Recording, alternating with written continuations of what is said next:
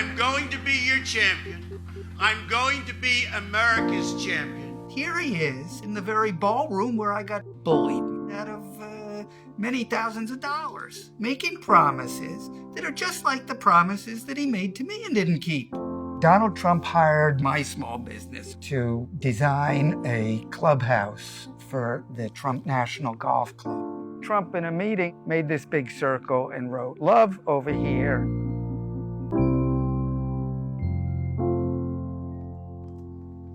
I've built an extraordinary business on relationships and deals that benefit all parties involved. I sent a bill. It wasn't paid.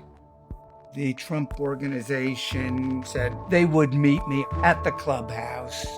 There were probably 15 Trump organization people. They were going to offer me way less than half, barely a little more than a third of what we had built. I felt humiliated because here I was in the ballroom that I worked so hard to design, and they basically ganged up on me. I didn't feel that I had a lot of choice but to accept their lowball offer. You know, I had already paid out that money. That was money gone. That was just absorbed by me personally. So we sent that invoice, and it wasn't paid. I went and I met with Mr. Trump in his office, and he said, "You know, I really don't think I should pay anymore because I spent too much on this building." I had already accepted less than the total monies due to my firm. And he basically said he only wanted to pay me half of that amount.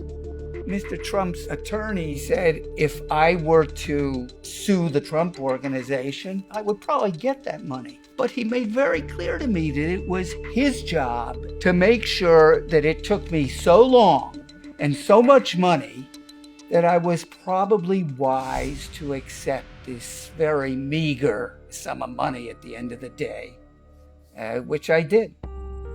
I decided that I didn't want to fight the fight. It almost put me out of business. We had to max out the credit lines to keep the little ship afloat and pay the rent.